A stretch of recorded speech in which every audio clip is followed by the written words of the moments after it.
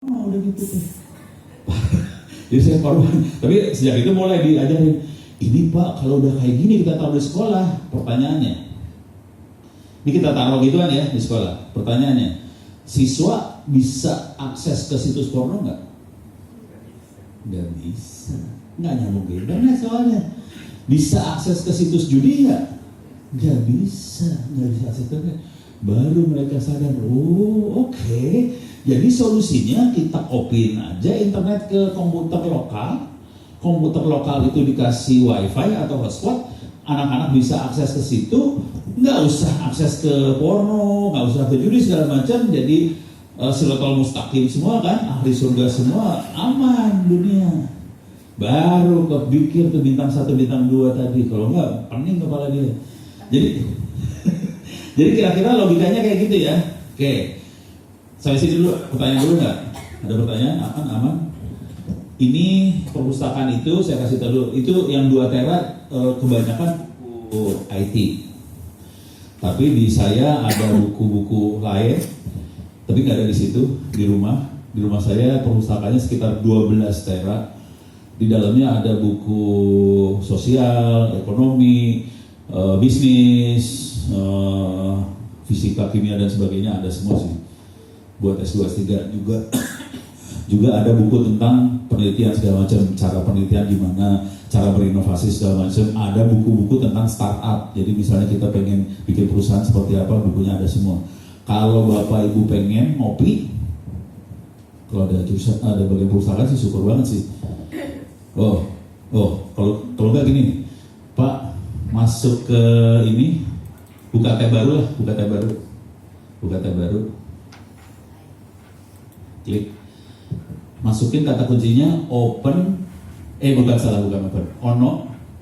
Ono Center, jangan di Google, langsung di alamat aja di atas ya, Ono Center ORID/wiki. Nah, masuk sini benar, Ono Center ORID/wiki, masuk. Terus di bagian sebelah kiri bawah tulis e-book. Bukan BOOK. Enter. Oke, kebawahin paling bawah, terus geret ke bawah, terus. Oke. Nah, situ ada Ono Center e-book tuh. Bawah. Klik. Oke. Control plus dan kebawahin sekarang. Perusahaan saya sebenarnya 12 tera, yang ini saya ngakunya cuma 2-6 tera. Saya ngomong jujur terusan dulu ya, buku-buku itu saya colong dari internet. Satu bukunya harganya sekitar $100, $200. Saya colong. Kenapa saya nyolong? Karena saya dulu adalah kepala perpustakaan pusat di ITB. Terus dari ITB dikasih anggaran buat beli buku 4 juta rupiah. Buat ITB 4 juta rupiah, sakit hati saya. Sejak itu saya colong juga. Terus saya kopi ke semua orang. Minta maaf Bu Dekan, minta maaf ya. Ini ada yang senior gini saya. Saya juga mau belajar biar bisa nyolong. Serius Bu, siap. Oke. Wah senang saya punya pendukung mah. Nah itu bukunya banyak. Kata sedikit kalau nggak salah, kata sedikit. Nah. Ada yang suka nanya ke saya, buat ngopi bayar berapa? Oh bayarnya kayak gitu tuh. Bayar dikit. Anda bayar pakai doa setiap sesudah sholat ya. Semoga amal ibadahnya Ono diterima dan dilipat gandakan. Dah, bayarnya gitu aja. Beres ya. Nanti kirim aja harddisknya ke rumah, kebawahin lagi biar kelihatan alamatnya ada di bawah. Kebawahin lagi. Itu ada alamatnya, silahkan kirim harddisk. Jadi sarannya perpustakaan aja yang kirim harddisk, saya kirim balik tuh harddisk. Nanti teman-teman semua silahkan kopi ke perpustakaan aja, jangan corona lagi, capek. Ini saya lagi ngopi 2 harddisk 8 tera di rumah, punya SMA tapi ya. Jadi ada SMA di Bekasi, satu lagi SMA di Riau. Lagi kirim harddisk nanti. Jadi kampus-kampus SMA segala macam pada ngopiin kirim harddisk, saya kirim balik semuanya. Gitu. Beres ya? Nah harapannya hal-hal seperti ini bisa ditaruh server di lokal UBB. Cuman kalau Anda ngopi, jangan pernah bilang sama orang-orang bahwa Anda ngopinya dari Ono. Jangan. Soalnya nanti Ono akan dikejar sama polisi. Jadi jangan ngomong. Soalnya ini hasil nyolong ya. Ini bayangin, ini bukunya ada sekitar hampir 100 ribuan sih bukunya di situ. Ini saya udah ngerjain ini udah sekitar dari tahun 2000-an. Jadi sekitar 12 tahunan saya nyolong. Bukunya udah ratusan ribu buku. Satu buku harganya 100 sampai 200 dolar. Hitung aja berapa dolar yang saya colong. Gitu ya. Kalau Bapak Ibu pengen tahu cara nyolongnya, saya kasih lihat nih sekarang caranya. Arwah. Buka tab baru. Buka tab baru. Tulis The THO serius dicatat. Parah. The Pirate Bay. Ya. Enter, Ctrl plus digedein. Itu ada browse torrent. Kita downloadnya pakai torrent, jadi kita nggak klik kanan download, kita ada aplikasi namanya torrent, harus kita install dulu torrentnya di komputer kita.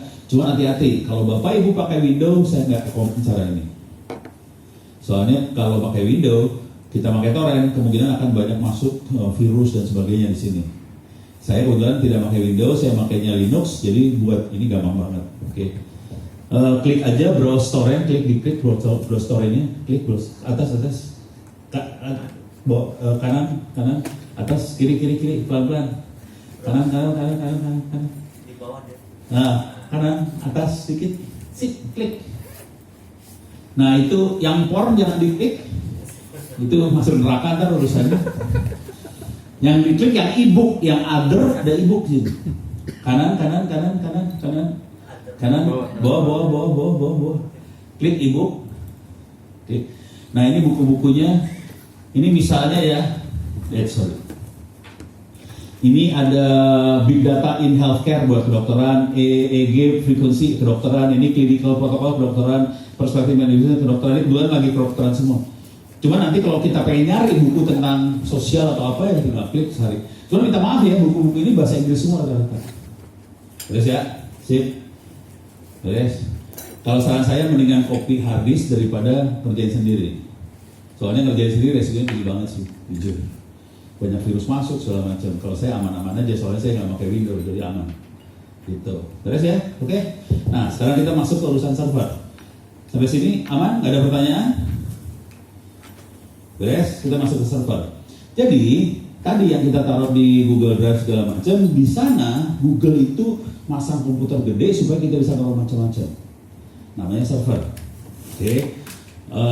Bentuknya seperti apa makhluknya? Ini tutup aja. Masuk sini, tulis server. Enter. Klik image sudah. Ini makhluknya. Nah, server yang dipasang di Google segala macam bukan server yang kayak komputer. Naik ke atas lagi. Ini kan kayak komputer biasa. Server yang ditaruh di Google yang kayak gini nih bentuknya kira-kira. Jadi bentuknya datar seperti ini. Oke. Nah, jadi mereka akan masang-masang seperti itu. Biasanya yang masalah paling besar di server adalah gimana cara server tuh kenceng banget komputernya. Di komputer kita kan udah dipasangin fan biar dingin kan. Kalau server ruangannya harus kayak kulkas, dingin. Jadi kita orang komputer biasanya paling menderita kalau harus masuk ke kulkas tadi. Soalnya kalau buat instalasi kita harus masuk nih. Dan suhunya tuh belasan derajat Celcius. Jadi kita harus pakai jaket masuk ke dalam. Padahal lokasi ada di Jakarta, kita harus masuk ke dalam. Jadi mereka akan masang-masang alat itu di dalam rak-rak gede. Kita turun ke bawah gambarnya, coba ke bawahin. Nah itu rak-raknya kira-kira kayak gini nih. Nah ini rak-raknya kayak gini nih. Raknya kayak gini. Jadi server-server dikumpulin situ. Ini yang namanya data center yang kita bahas hari ini. Data center. Gitu. Jadi cita-citanya tadi narik dari Surabaya, kalau bisa nggak di Surabaya, taruh di lokal UBB, bentuknya data centernya seperti ini. Kalau ini udah terjadi, semua aksesnya jadi lokal ke dalam UBB tadi, tidak harus ke internet lagi. Jadi sambungan dari UBB ke internetnya, jadi kita bisa pakai buat yang lain. gitu.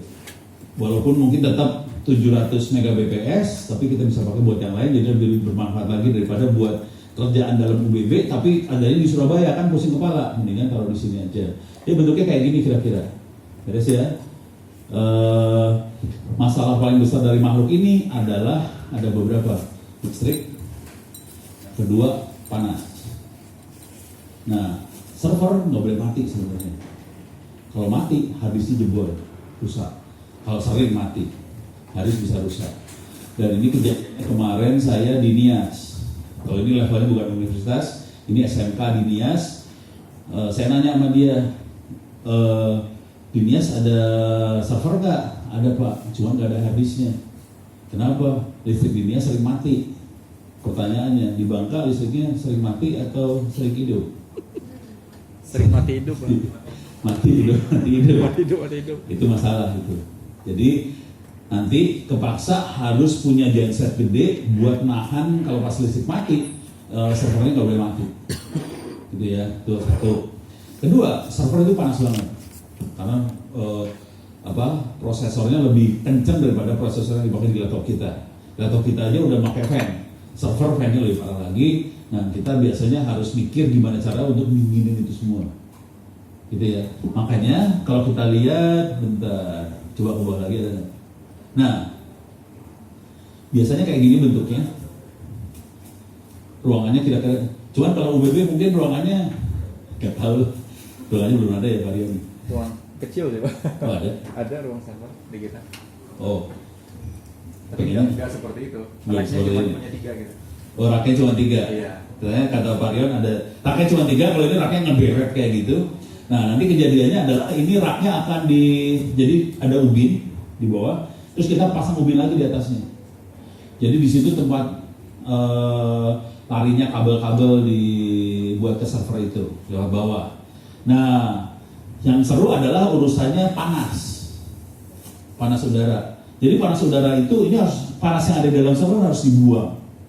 Caranya yang biasa kita pakai, minta maaf ya Pak Rion ya. Ini cara yang murah dulu ya. Ada cara yang lebih bagus soalnya. Cara yang murah biasanya panas di luar di sebelah sini ada AC besar, terus dia sembuhin ini ke atas, udara dingin ke atas, di atas nanti ada lagi aliran udara panas keluar. Jadi kira-kira gitu. Ini urusannya server ini urutannya jurusan sipil, bukan jurusan elektro atau informatika, bukan sebenarnya, karena banyak urusannya konstruksi buat panas, ngalirin apa segala macam. Jadi ini harus kerjasama banget nih antara sipil, informatika segala macam. Ya informatika, elektro di komputernya iya, tapi pas konstruksi buat panas, buat listrik, buat itu orang ini. Dan itu ruangannya sebisa mungkin nggak ada debunya. Kalau pernah ngelihat ruangan misalnya ICU khusus kan yang di rumah sakit, itu orang harus ngelepasin sendal buat masuk kan supaya debu nggak masuk kan. Ruang server kayak gitu proses. Jadi debunya nggak ada, harus lepas sendal, kita harus masuk tanpa sendal atau apa, atau sendalnya ganti. Terus kalau ruang yang lebih gila lagi, tergantung tingkat debunya. Kadang-kadang kita harus ganti baju, pakai baju yang putih-putih yang kayak astronot itu buat masuk. Tapi server ini nggak sampai level itu. Saya dulu sempat pakai yang bajunya harus putih. Tapi itu waktu saya S3 buat bikin IC yang diterbangin di ruang angkasa. Jadi saya kayak astronot gitu masuk ruangannya. Jadi kalau server yang ini nggak sampai gitu. Tapi kira-kira mainannya sampai level seperti itu. Yes ya. Oke. Kalau yang jadi masalah di server itu adalah perhitungannya gini. Berapa persen waktu server itu akan mati? Misal kalau 100% server harus nyala sama 90% waktu server nyala akan beda teknologinya. Misalnya jadi 1% dalam waktu 1 tahun server boleh mati dengan nggak boleh mati, itu beda banget. Dan yang 100% nggak mati-mati itu harganya mahal banget. Jadi nanti ada teknologi urusan persentase, ada teknologi lagi urusan pendinginan. Kalau yang tadi pendinginannya dari bawah lantai ke atas itu harga mahal, cuma nanti yang lebih murah lagi kalau ada ini lagi. Cek. Seru ya. Kalau ngomong terlalu semangat, baterai habis. Saya jadi lupa mau ngomong apa. Saya mana tadi ya? Baterai habis bukan. Sebelum baterai habis apa gua? Jadi urusan pendinginan ya. Jadi kalau kita harus dinginin dari bawah ke atas, sama kalau pendinginannya di dalam rak, itu kan ada raknya. Kadang-kadang AC-nya dalam rak. Ada AC-nya di luar, harus ngalirin angin, harus udara dingin dari bawah ke atas. Yang tadi, yang anginnya dari bawah ke atas itu lebih murah. Kalau AC-nya dalam rak, itu lebih mahal. Kebayang ya? Sekarang kita masuk ke ini dulu, persentase. Oke, masuk ke wiki saya lagi aja. Oke, naikin ke atas. Enggak, wiki itu benar. Enggak, itu mah Wikipedia. Wikinya ono center aja. Sip. Naikin ke atas. Oke. Di search-nya tulis data center.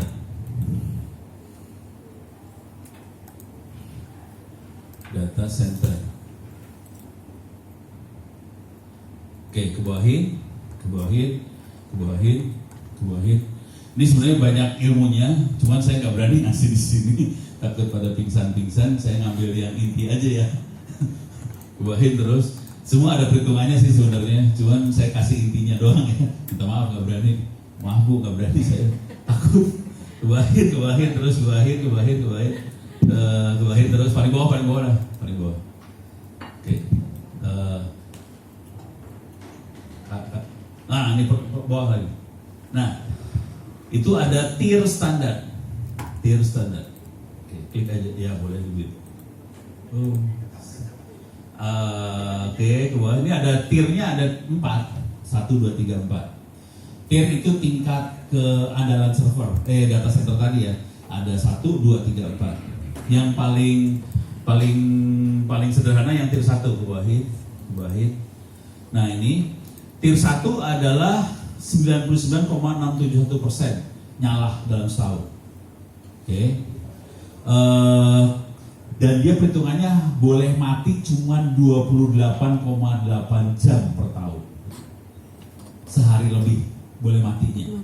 Nggak boleh lebih dari itu. Itu tier 1. Kalau kita sampai listrik mati, itu semua nggak boleh mati. Sebisa mungkin. Misalnya kita matinya seminggu, konsekuensinya gensetnya harus bisa nyala seminggu, dan gensetnya harus bisa nahan beban listrik yang akan dipakai server. Misalnya satu server bebannya 500 watt, kita punya servernya 10, berarti kita harus bisa nahan gensetnya 5000 watt selama seminggu, nggak mati. Listrik PLN boleh mati, tapi servernya nggak boleh mati seminggu. Itu baru servernya, belum AC-nya. Nah, jadi lumayan kebayang kan gensetnya gede banget ini. Hati-hati, gede banget. Yang paling mengerikan bukan genset. Nanti kalau sampai, kan konfigurasinya gini ya kalau kita tahu. Ini ada genset. Dari genset masuk ke aki tuh, UPS. Akinya juga gede-gede, akinya bakal nahan lagi terus servernya. Jujur kemarin di Jakarta, data center Jakarta tempatnya Johan, itu akinya meledak. Aki bisa meledak, jangan khawatir. Kalau aki kan panas ya. Kalau dikasih listrik, aki itu panas. Aki bisa meledak. Terus pemadam kebakaran datang. Kira-kira apa yang dilakukan oleh pemadam kebakaran dengan kondisi aki meledak di data center? Semprot pakai air ya. Pas disemprot pakai air, kira-kira komputernya di mana? Hancur. Jadi ini PR buat Pak Rion juga kali. Pengelola TIK harus ngajarin pemadam kebakaran di Bangka. Kalau ada kebakaran di data center, jangan pernah pakai air. Kalau pakai air, itu korslet semua komputer, datanya bisa hilang. Selesai, gitu. Ya itu PR juga. Jadi PR-nya banyak loh, hati-hati ya kayak gini ya. Tadi ide dasarnya kan gampang. Kita pengen supaya data yang ada di Surabaya pindah ke sini. Pas mau pindahin ada banyak PR yang ngikut nih sebenarnya. Tapi ini kebanyakan jujur PR-nya bukan PR Bapak Ibu, PR-nya Pak Rion. Abis ini Pak Rion tambah kurus. Oh emang tujuan hidup. Oke. Cuman yang pengen saya sampaikan ke Bapak Ibu, mudah-mudahan Bapak Ibu jadi ngerti. Jadi ada masalah-masalah yang akan ngikut nih dengan pindahnya itu, banyak masalah ikut. Memang ada benefit, cuman banyak masalah yang ikut nih ke situ ya. Nah, tadi ini tier 1 99,675, tier 2 99,749, beda dikit cuma 0,1 ya. 22 jam per tahun. Tapi di sini itu ada kata-kata redundansi. Redundansi itu gini maksudnya. Jadi kalau kita pasang server, redundan artinya ada misalnya server, ya nggak tahu ya. Saya cerita aja ya. Kalau di komputer kita colokan listriknya ada berapa? 1 kan? Redundan itu colokan listriknya ada 2. Nggak pernah lihat komputer dengan colokan listrik 2 kan? Ini ada 2 loh. Redundan itu bisa 2 colokan listrik. Misalnya AC-nya ada 2, PLN-nya ada 2, terus internetnya ada 2. Redundan itu gitu modelnya, 2. Dan PLN-nya nggak boleh dua-duanya dicolokin ke PLN yang sama, nggak boleh. Jadi satu masuk ke PLN, satu lagi masuk ke genset misalnya, atau PLN kedua. Cuma di Indonesia PLN cuma ada 1 ya. Kalau di Amerika bisa ada PLN 1, PLN 2 bisa. Kalau di Amerika, di Indonesia PLN-nya cuma 1, jadi 1 PLN, 1 lagi genset, atau kita pakai matahari buat listrik. Jadi harus seperti itu. Kalau enggak mati 1, mati gitu. Beres ya. Terus yang ketiga 99,98% ini sudah ada, ini tidak boleh lebih dari 1,6 jam mati dalam setahun. Ini susah. Jadi ini udah ada servernya 1, servernya ada 2. Jadi udah parah banget. Jadi saya udah kebayang ya. Nah, ini semua urusannya ke harga nih urusannya. Nah, saya nggak tahu nih Pak Rion mau cari yang harga yang mana. Itu tinggal diomongin aja ke Bapak Ibu ini. Saya nggak ngerti dah urusannya. Biasanya kalau kita di lapangan, jujur dulu ya, kita biasanya paling tier 2 gitu. Soalnya di Indonesia tier 3, tier 4 udah susah dapetnya. Karena PLN-nya cuma 1, apanya cuma 1, kita mau 2 susah. Biasanya sampai tier 2. Kalau bisa tier 3, alhamdulillah banget. Ada beberapa data center di Indonesia yang ngakunya dia tier 3. Itu 1. Dan kalau udah main tier 3, kalau bisa kita punya data di sini, kita punya backup data di luar Bangka.